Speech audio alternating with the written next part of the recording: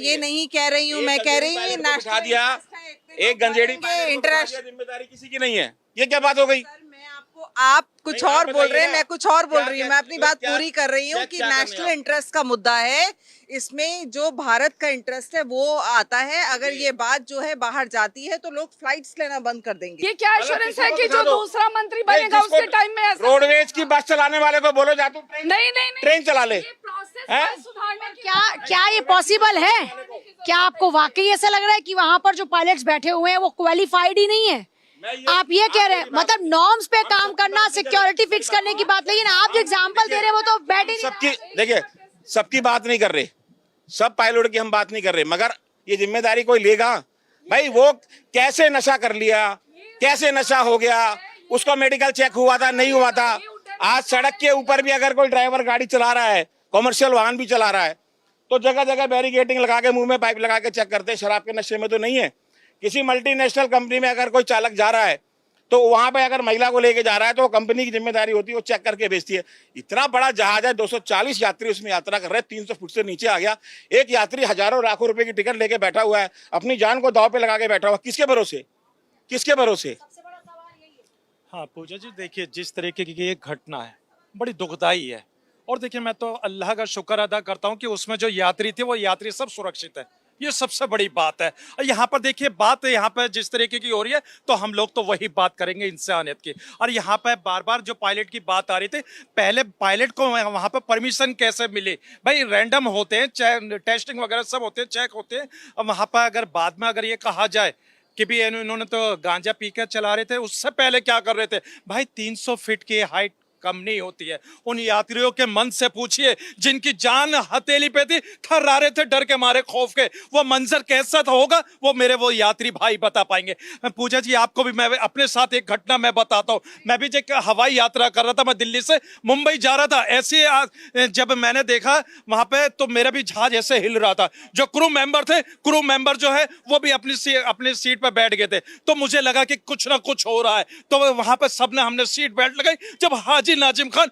उस हल्की सी थरथराहट जहाज से जब घबरा सकता है, तो वो जो उसमें मेरे जहाज में जो मेरे यात्री है, मेरे भाई है, उनकी हालत क्या होगी? इसीलिए मैं कहता हूं कि इस पे सबसे पहले जो ये सियासत कर रहे हैं, बार बार डीजीसीए की बात कर रहे हैं, मैं कह रहा हूं कि इसमें जांच पड़ताल होनी चाहिए। और मुझे तो अब शक होता है कि जो पहले भी जो हमारे हवाई जहाज हादसे का शिकार हुए, उनकी भी जांच पड़ताल होनी चाहिए। कहीं चाहिए जांच पड़ताल तो हुई ना उनकी, हाजी नाजिम जिसमें भी तो जांच पड़ताल हुई, तभी साफ आया ना, तभी साफ हुआ ना कि डोप टेस्ट किया, डोप टेस्ट में फेल।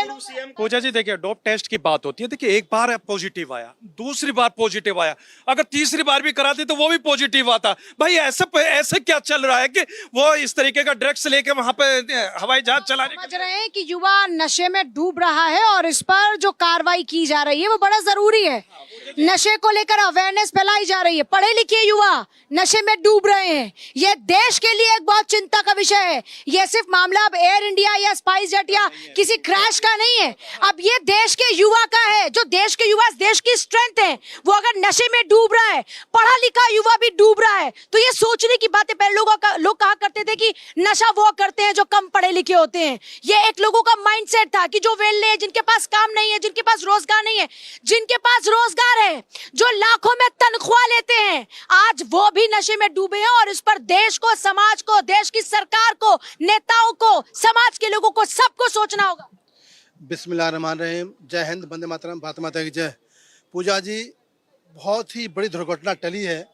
हमारे देश के, हमारे भाई बहन, हमारे देश के नागरिक सुरक्षित घर पहुंच गए, लेकिन आपने जो दर्द बयान है वो मेरा भी दर्द है। जो दर्द आपका कहा है आपने ना, वो मेरा भी दर्द है। पंजाब नशे में गर्क हो गया है, युवा बचा ही नहीं है। माता पिता, मैं बोलूँ तो हाँ, मैं सब पे आ रहा हूँ, मैं आ रहा हूँ ना। शुरुआत पंजाब से हुई है पूजा जी, मैं वहाँ से लेके आ रहा हूँ, एंड तक ले आऊँगा। आज हमारे एनसीआर के अंदर यूनिवर्सिटियों में हमारे छात्राएं नशा ले रही हैं, ड्रग्स ले रही हैं, स्कूलों में आ रहे हैं, बच्चे आ रहे हैं, कॉर्पोरेट ऑफिसों में ये नशा आ रहा है। मैं तो कहता हूँ मोदी जी, आप नशा मुक्त चाहिए भारत हमारे को, आप हमारी जान ले लो, इस देश को नशा मुक्त बनाओ। भ्रष्टाचार क्या करेंगे? नहीं, मेरी जान इसीलिए है कि अगर मैं देश की नशा मुक्त में अपनी जान दे सकता हूँ, जान देने की क्या जरूरत है? यहाँ कोई फांसी के फंदे पे थोड़ी लटकाएगा। मतलब ये होता है कि मैं 100%, 100%, 1000% मैं नशा मुक्त अभियान के साथ खड़ा हूँ। नशा मुक्त देश बने, आतंकवाद देश बने, आतंकवाद मुक्त देश बने, भ्रष्टाचार भी मुक्त देश बने। जो भ्रष्टाचार कर रहे हैं, जो बच्चों के, हमारे शिक्षक जो हमारे बच्चों की जिंदगी खेल रहे हैं, छात्र छात्राओं की जिंदगी खेल रहे हैं, उनको भी ऐसी सजा दी जाए जो देश याद रखे। अब वक्त आ गया है, कभी ट्रेन में एक्सीडेंट होगा तो जांच होगी, जहाज गिर गया तो जांच होगी, बस होगी जांच नहीं होगी जांच। जांच नहीं होनी चाहिए किसी भी हादसे में, क्या कारण है उसके लिए जांच नहीं होनी चाहिए क्या?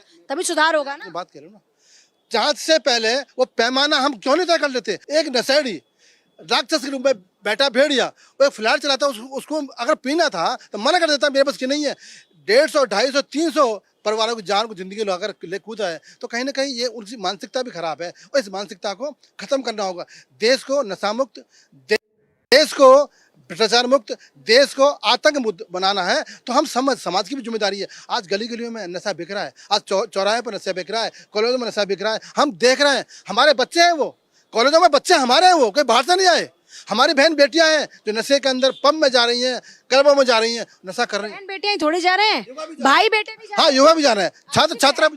बहन बेटियों के लिए एतराज है क्या नशा, और बेटे और भाई के लिए वो है? छात्र छात्राएं, बहन बेटियां बहुत बेटियां भी हैं, छात्र छात्राएं भी हैं। नहीं करे तो चलेगा। नहीं, कोई ना करे। मैं तो पूजा जी, ना छात्र करे, ना छात्रा करे, ना बहन करे, ना बेटा करे। ये वो नशा है जो ये देश की युवा को समाप्त कर रहा है, हमारा भविष्य समाप्त कर रहा है। एक बुढ़ापे, एक बाप का बुढ़ापा एक बेटा होता है। इस देश का भविष्य युवा है। युवा भी अगर नशे में पड़ जाएगा तो मेरा देश बिखर जाएगा।